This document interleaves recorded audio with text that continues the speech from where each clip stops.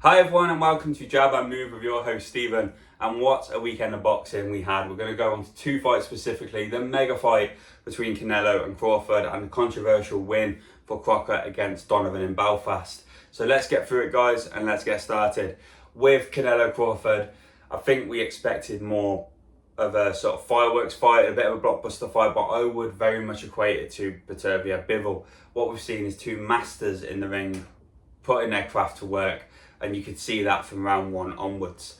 Crawford, for me, I had him as going to be losing, and obviously I've had him actually as a late KO loss to Canelo. I was wrong. The weight, he managed it really well. I thought he would in the early rounds, but I thought he would tire quickly.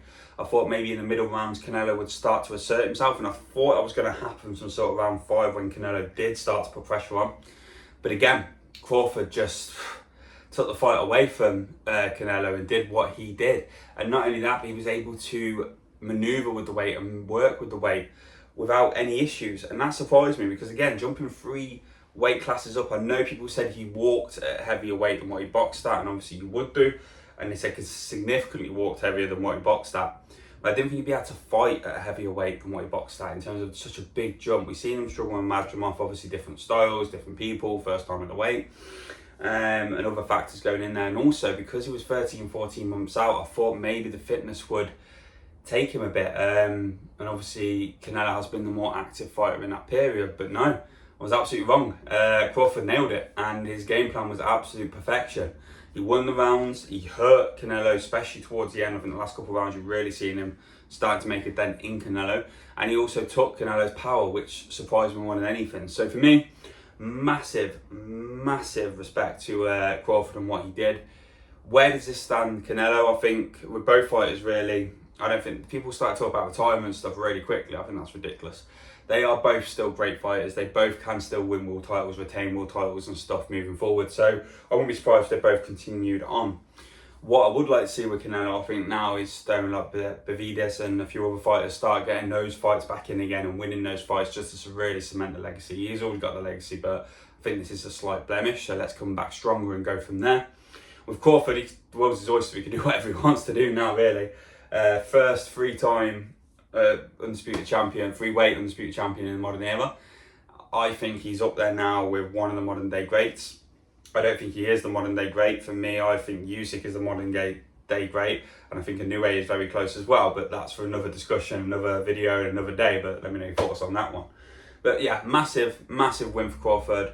It wasn't the fight I was sort of hoping for. I thought we'd expected more fireworks and stuff, but again, what I did see was the technical craft and the ability from two great fighters, and I would, like I said, put it very much like Beterbiev Bivol. I loved the fight. Let me know what your thoughts were, guys. And like I said, it was a comfortable win for Crawford in the end. So where do you think Canelo and Crawford should go next? Let me know your thoughts. Now, the big one for me in terms of actual controversy and the one I was absolutely bemused by was Crocker versus Donovan. Now, that fight, watched that from start to finish, and I could not believe that what the scorecards we've seen. It, for me, was absolutely ridiculous, and I don't think it's been spoken about enough since it happened because of the Canelo Alvarez Terence Crawford fight. But I equate it very closely, barring the knockdown. I say knockdown, I'll talk about in a second why I say that, but I put it very closely to Catterall Taylor in terms of an upset and what shouldn't have happened.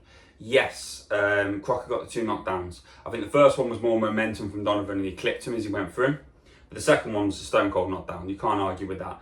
And he had a better game. He had a better plan. I didn't think he could do the defensive work as he did, because we've seen it in the first one, his defense was really porous. And he proved us wrong there. He could adapt, he could change, and that was really good to see. And I think he has got an absolute future, and I do think he would have been a world champion. I don't think he should have been a world champion on Saturday night, but I think he would have been a world champion, showing that ability to change and adapt to the fighters.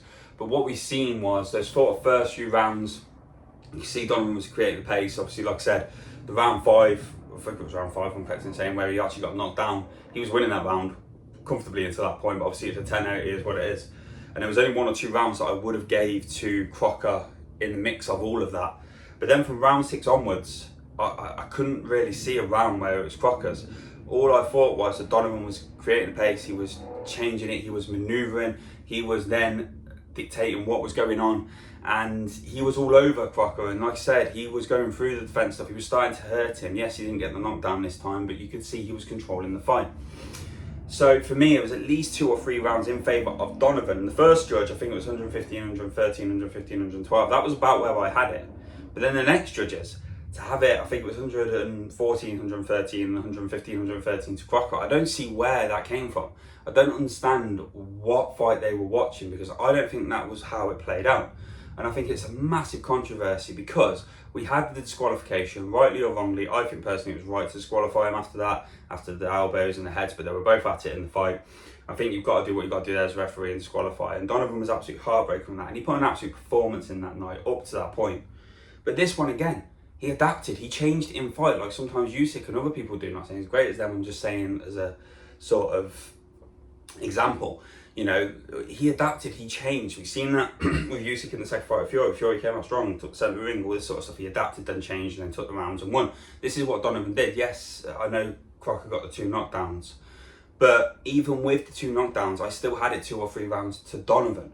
So I don't think it's being spoken about enough, and I don't understand where there is no more outrage for it. Like, I think Crocker's a good fighter, and he would have been a world champion. I just don't think he should have been world champion on Saturday night, and I would hold that thought. I would like to be proven wrong. Please feel free to let me know what you guys saw, because for me personally, I thought it was a Donovan win all day long at the end of that final bout. And I think people like Cole Frampton and Tony Bellew on DAZN, when they were talking about it, you could see they almost wanted to say it, but they held back a bit, and I don't understand why. Like I say, looking for, I think to fair play to Frampton, he said he had Donovan winning. Bellew pushed back, just held back a little bit on it, and I thought he would have actually said yes, it was Donovan's and it should have been a win, because we absolutely all shouted to the rooftops whether it was Catterall, Taylor and what had happened. So why are we not doing the same thing with this fight? It is a world title fight, just like previous. Yes, it was undisputed for those 2. This one is a world title fight though. So why are we not shouting to the rooftop saying this was an absolute travesty and it shouldn't have happened? But all I would say is Donovan had to adapt. He adapted perfectly, and he did win that fight for me. But I would also credit Crocker for the tactics, because I liked what he did, and it showed that adaptability for him. And I think, again, he will only go on to do better and stronger things now. It's just a shame that I think the wrong man won that fight in the end. Let me know your thoughts, guys. Like I said, we're sort of sandwiches all up here. Canelo Crawford, what do we think? Do we think, obviously, his legacy for Canelo's is now tainted? And what do we reckon to Crawford? Is he now the generational GOAT? Like I say, and Crocker versus Donovan, if you watched the fight, what did you think? Do you think Donovan won it fair and square, or do you think Crocker got over the line with those knockdowns? And how did you see the fight play out? Let me know your thoughts, guys. Please don't forget to like, comment and subscribe, and I cannot wait to hear your thoughts. Take care. Bye.